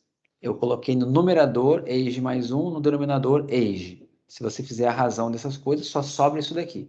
ESP de beta 1 mais beta 4 vezes smoke. O smoke não corta. Conseguiram enxergar? Então tá, então você tem duas opções aqui. Se o smoke for 1, quanto que vai dar a razão? ESP de beta 1 mais beta 4. Se o smoke for 0, essa expressão dá ESP de beta 1. Então, a única maneira dessa expressão aqui dar ESP exponencial de beta 1, a única maneira de dar isso aqui é se você tiver smoke igual a 0. Vou botar aqui um C, né? Se o smoke for igual a 0, vai dar ESP de beta 1. Então, por isso, o Rodrigo escreveu ali, ó. O que é smoke igual a 0? Para não fumantes. Então, vamos lá, volto a olhar. Se eu estou analisando não fumantes, tá? Agora sim eu estou fazendo a razão das taxas. Então, o que é a razão da taxa aqui? É a taxa para quem tem a idade na faixa etária seguinte em relação a quem tem a faixa etária atual. Então, para cada aumento de 10 anos na faixa etária da pessoa, a taxa de mortes de doença do coração fica multiplicada por ESP de beta 1, ou seja, fica multiplicada por 10,8, né?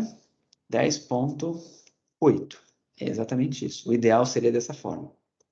Então, eu vou tentar escrever uma aqui para vocês até se basearem, né? Então, vamos botar aqui. Para não fumantes, tá?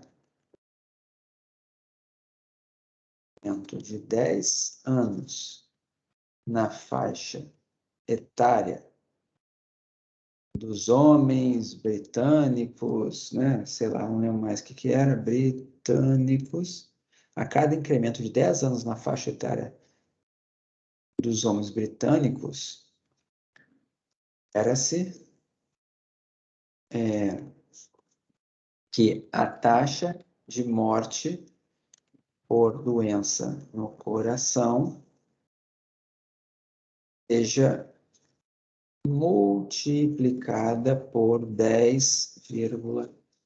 Deixa eu ver se eu escrevi certo. Vou dar um Enter aqui. Para não fumantes, a cada incremento de 10 anos na faixa etária dos homens britânicos, vírgula, né, faltou uma vírgula, espera-se que a taxa de morte por doença no coração seja multiplicada por 10,8. Tá?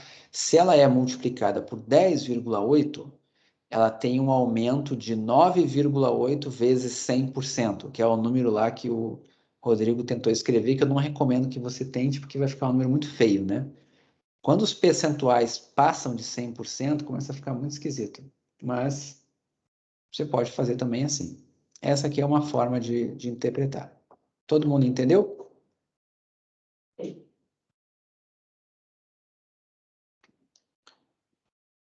E se fosse para fumante? E se fosse para fumante?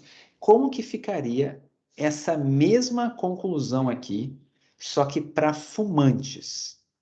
Tá? Então vamos ver. Olha aqui a expressão.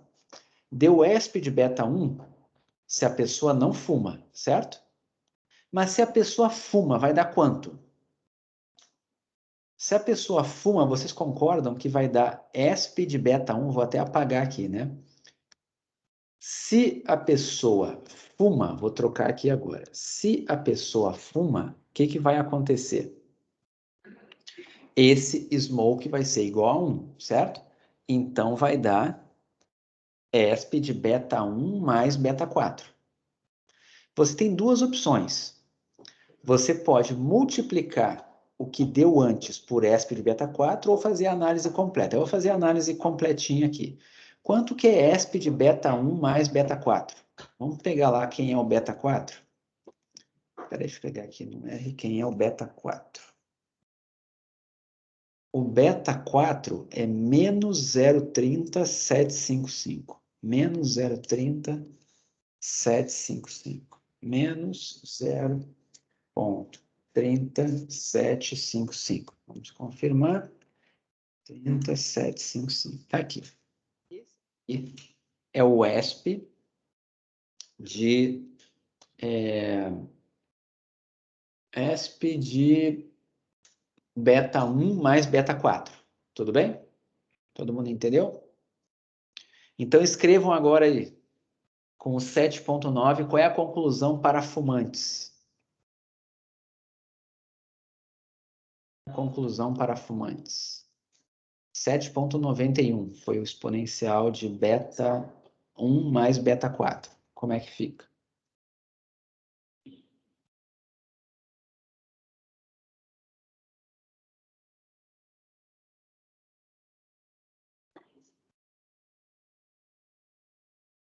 É só pegar aquela minha resposta que eu botei ali e adaptar, tá? Só que agora é para fumantes e eu fiz a conta aqui, né? 7.91 foi para fumantes, então era o exponencial de beta 1 mais beta 4.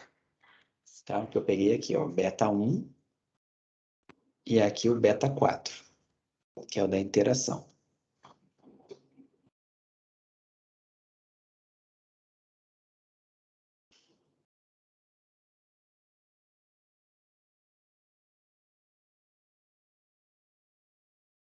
Vamos lá, acho que várias pessoas escreveram dessa vez. Vamos lá. Para fumantes, a cada incremento de 10 anos na faixa etária dos homens britânicos, espera-se que a taxa de morte seja multiplicada por 7,91. Isso, todo mundo fez certinho. Vocês estão vendo que deu menos? Isso quer dizer que os fumantes estão melhores, então vale a pena ser fumante? Pô, a cada 10 anos que passa, para o não fumante, aumenta muito o risco, né? Aumenta em 10,8. Mas para quem é fumante, a cada 10 anos que está passando, está aumentando só 7,9. Então, vale a pena ser fumante? A gente sabe que não vale, tá? Mas estou falando com base nesses números. Qual é o erro no raciocínio aqui? Qual é o erro no raciocínio? Por que que para fumante deu mais baixo do que para não fumante?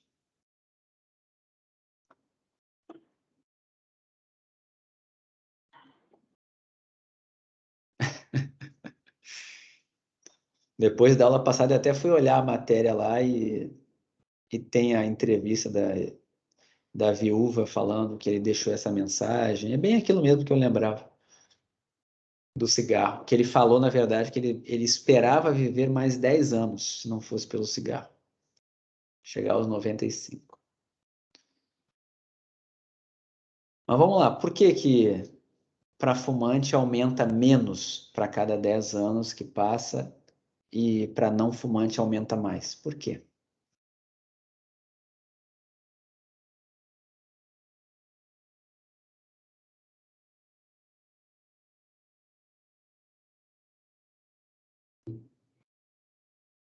Alguém tem alguma teoria? Olhando só para esses números, eu posso dizer que fumar, então, é bom, porque à medida que vai passando o tempo, o risco de eu morrer do coração é menor. O risco sempre aumenta, né? Mas ele aumenta menos quando a gente fuma do que quando não fuma, é isso? Ah, é exatamente isso que o Rodrigo escreveu. A taxa de morte já é mais alta quando você é fumante, certo?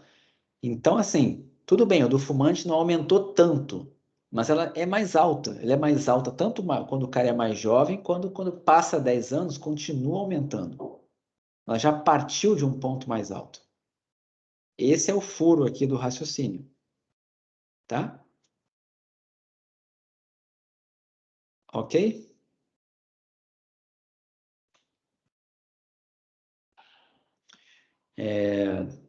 É como se fosse assim, né? Pilotar carro de Fórmula 1, tá? Aumenta a chance da pessoa morrer num acidente de trânsito. Se você é uma pessoa que nunca pilotou um carro de Fórmula 1, não, vamos pensar diferente, vamos imaginar assim, usar capacete dentro de um carro ajuda para você, para um piloto, né? Vamos imaginar tá difícil, esse meu exemplo hoje tá horrível aqui. Eu só quero comparar o seguinte, uma pessoa normal, comum, com um piloto de Fórmula 1, tá? Uma pessoa normal, comum, dirige um carro normal, comum. Um piloto de Fórmula 1 dirige carros que podem bater numa mureta lá e o cara morrer, tá? Então é mais ou menos assim, se você for pensar na sua chance de morrer, tá? Ao dirigir, o risco é pelo fato de você entrar num carro, tá? O fato de você entrar num carro, você já tem uma chance de se acidentar. O piloto de Fórmula 1 já tem uma chance muito maior de se acidentar. Vamos imaginar essa premissa, certo? Então, os dois têm chance de se acidentar. Só que a gente já sabe que o piloto de Fórmula 1, essa chance ela já é maior, já parte de um ponto maior. Então, se você for estudar um efeito de uma outra variável, tá? Uma outra variável que aumenta a chance de morrer, como por exemplo, assim, dirigir com o carro sem freio, tá? Vou dirigir um carro sem freio. Isso faz com que uma pessoa normal aumente muito o risco, a chance dela morrer. O piloto de Fórmula 1 já tem, de repente, um risco tão elevado que tirar o freio, tirar uma marcha, fazer alguma mudançazinha no carro ali, pode ser que já não aumente tanto o risco dele morrer, porque ele já estava sob risco, tá? Um risco mais elevado do que você. Meu exemplo pode não ter sido muito bom, porque eu acho que na Fórmula 1 hoje em dia é tão moderna também, se você tirar lá um freio, acho que o cara morre com probabilidade 1, né? Enquanto que a gente aqui na rua, se tirar o freio, não quer dizer que a gente vai morrer. Mas não sei se vocês entenderam. O ponto é que se você tem uma parte de um ponto diferente de risco de morte, olhar o efeito de uma variável não é uma coisa muito comparável, tá? É como está aqui. O fato de fumar faz com que a passagem dos anos não seja tão crítica quanto para pessoas que não fumam, porque ele já tem um risco elevado, tá? Bom, notem então que para fumantes não tem um coeficiente pronto para ele, não tem um ESPID ou um beta que dá esse aumento na taxa para fumantes. Você é obrigado a fazer essa soma aqui. Mas para não fumantes você tem, tá? Outra coisa, como que ficaria se a gente fosse fazer a análise completa aqui, com o efeito quadrático, com esse age 2 aqui, ó, tá? Se você aumenta uma unidade nesse age aqui, ó, você vai ter uma mudança aqui, nesse age 2 aqui, que não vai ser de uma unidade. Vocês entendem? Que não vai ser de uma unidade, porque se o cara passar da idade quadrática, da idade 1 para o 2, ele está passando na idade quadrática de 1 para 4. Tá entendendo? Se ele passa aqui de 2 para 3 na idade, de 2 para o 3, aqui ele está passando do 4 para o 9. Então é uma coisa extremamente complicada você interpretar com termos quadráticos, tá? O ideal é realmente a gente acabar estudando o efeito quadrático que a idade gera, como se ele fosse independente do efeito da idade. Se a gente fosse estudar o efeito quadrático da idade, simplesmente esse efeito quadrático, seria exponencial de beta 2. Então, quem é ESP de beta 2? Vejam aí quem é o exponencial de beta 2, né? Exponencial do beta 2 estimado, no caso, né? Tudo aqui que eu estou fazendo é sempre estimado, tá? Deixa eu pegar lá o beta 2 menos 0,19, 19,768. 19,768. 19,768. 19,768. 0,82. Tá? O que significa isso? Então, para cada... Olha que coisa esquisita, né? Cada incremento de uma unidade, tá? Só que agora no quadrado, é no quadrado da idade. Ou seja, como que a gente fala isso, né? Nem sei como que eu interpreto isso, gente, porque em 10 anos, eu não posso falar em 100 anos, né? Vai ter que ser uma coisa, é realmente um efeito quadrático da mudança de faixa etária, dessa mudança de 10 anos na vida da pessoa, gera um efeito, né? Primeiro, um efeito linear lá, um aumento de 10,76 para não fumantes e de 7,9 para fumantes, mas quando você avalia, existe um efeito quadrático nesse aumento da idade que faz com que reduza. Então, é como se a cada 10 anos que passa, existe um efeito quadrático de redução no valor esperado de mortes de aproximadamente 18%, tá? Ou multiplicar por 0,82. Então, eu vou tentar, eu não tenho certeza se eu vou escrever certo agora, porque isso aqui é complicado, tá? Não, a Dobson não dá interpretação nenhuma desse troço. Deixa eu ver aqui. Eu vou olhar agora o que você falou. Vamos ver aqui se tem 9,1. Fiquei curioso agora para lembrar. Vamos ver se ele interpreta esse negócio.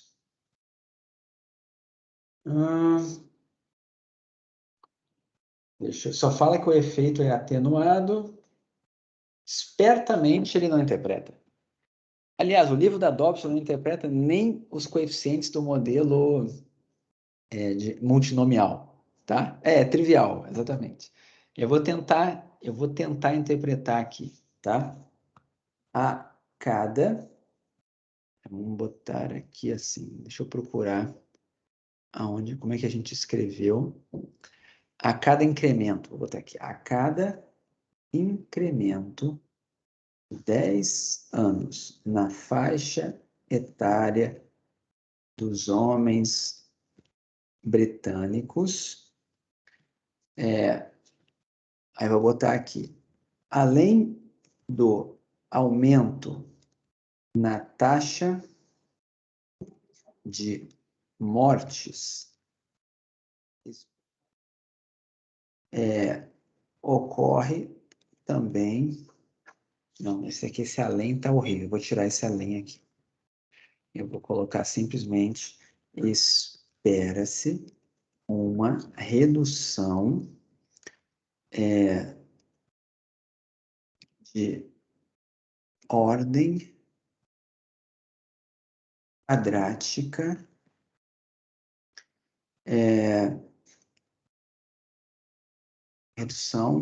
quadrática redução de ordem quadrática nas mortes por doença do coração. Eu tenho que meter agora aqui um 18%. Onde eu vou meter o 18%? A cada incremento de 10 anos na faixa etária dos homens britânicos, espera-se uma redução de ordem quadrática. Eu vou colocar aqui de 18%. Eu não sei se eu boto em 18% no final ou boto aqui. Uma redução de ordem quadrática de 18% nas mortes por doença do coração. Vou botar essa primeira aqui, mas poderia ser também uma redução de ordem quadrática. Não, a sua ficou melhor. A sua ficou melhor que a minha, Ana Clara. Vou botar essa daqui em 18% e vou tirar aquele outro ali. Pelo menos isso aqui, ó, que eu botei por último agora. Cada incremento de 10 anos na faixa etária dos homens britânicos, espera-se uma redução de ordem quadrática nas mortes, não, na taxa de mortes. Não, mas pode ser também, pode ser nas mortes ou na taxa. Mas eu vou botar, deixa eu ver como é que a gente interpretou a anterior. Eu vou botar taxa, vou fazer uma terceira aqui, tá? Então, ignorem as anteriores, vou meter um taxa aqui. De ordem quadrática nas ou na taxa de mortes. É isso aqui, essa última que eu coloquei agora aqui, tá? Foi o melhor que eu consegui, mas é mais ou menos isso que é feito. E é como se fosse assim, apesar de ter um aumento que a gente espera, que a gente estava dizendo ali, de 10,8 para não fumantes e de 7,9 para não fumantes, paralelo a isso, também tem uma redução de 18% para cada aumento de 10 anos. Então, é uma coisa conjunta. Ao mesmo tempo que aumenta 7,9, diminui 18%. E o outro, ao mesmo tempo que aumenta 10, diminui 18%. Como se fossem fatores multiplicativos. Um está multiplicando, crescendo, e o outro está multiplicando, diminuindo. Entenderam? Então, assim, o valor esperado, ou a taxa de mortes, né? Aí você pensa, é fumante? É. Então, passou 10 anos, multiplica por 7,9 e, ao mesmo tempo, multiplica por 0,82. Aí você vai ter o valor esperado da taxa de mortes. Entenderam? Não é trivial, tá? O negocinho é difícil mesmo. Que esse modelo colocou tanta interação quanto o termo quadrático. Mas a última coisa que eu quero que vocês entendam, tá? A interpretação vai ser sempre feita dessa forma, tá? Dá para fazer várias combinações aqui. Mas eu quero que vocês entendam da onde veio esse número aqui, ó. Isso aqui são taxas, tá? Por idade. Da onde vieram esses números aqui? Tem uma linha vermelha e tem uma linha azul. A linha azul é para fumantes e a linha vermelha é para não fumantes. Então, como que você faz isso? Isso aqui é a taxa.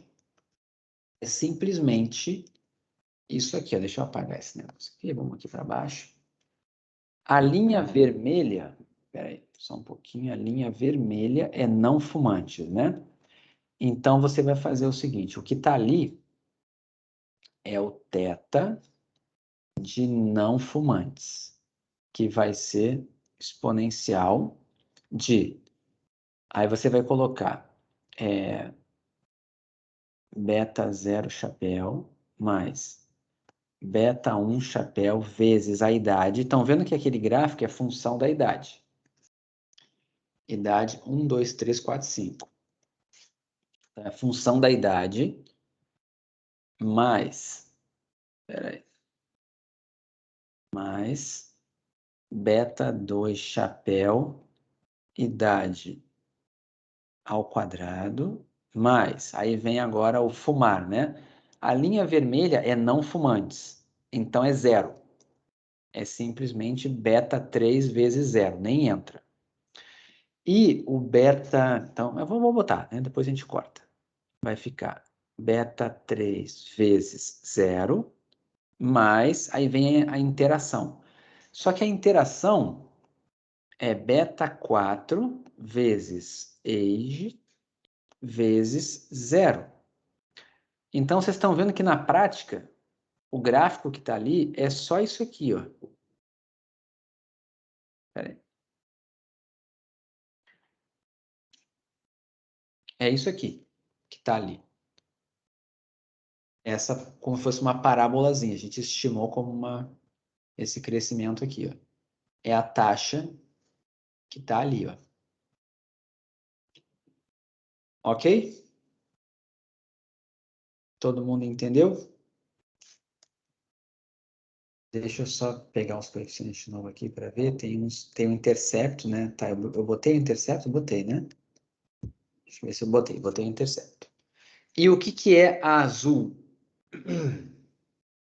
A azul é o θ para fumantes. Aqui faltou botar o chapéu, né? Em cima. Faltou o chapéu. Então, como que vai ser a azul? A azul vai ser ESP de beta 0 chapéu, que é igualzinha, mais beta 1 chapéu idade, fica igualzinha, mais beta 2 chapéu idade, 2, fica igualzinha. Botei o 2 lá no expoente, né? Vou botar um 2 em cima. Pronto. Mas, aí agora, fumar, né? Agora o fumante vai ser beta 3 chapéu vezes 1 mais beta 4 chapéu vezes a idade vezes 1. Então, a segunda curva que está lá é essa daqui. São essas duas curvas que estão lá. Só você substituir e ela fica em função da idade. Estão vendo? E aí vão dar essas curvas aqui. E lembrem, aquilo que eu comentei com vocês, né? Por que valeu a pena usar a interação aqui? Porque essas curvas não têm a mesma distância entre elas. A cada vez que eu mudo o valor aqui da idade, a distância está mudando. Aqui era pertinho, aqui ficou bem grande, aqui inverteu, inclusive. Tá? Então, vejam que está dizendo que fumar aumenta o risco. Vamos pensar o seguinte, ao longo dos anos, aumenta o risco de morte. Né?